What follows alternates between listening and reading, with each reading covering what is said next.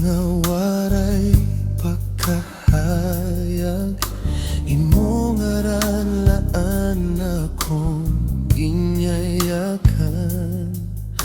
Kape nagbabugnaw halamisa, pero kasing-kasing nagasalagi hapon. Kasing-kasing ko laan para haimo, bisanan kalayo, bisanan uran.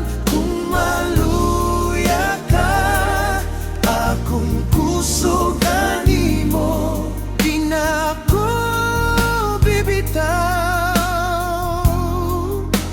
diri na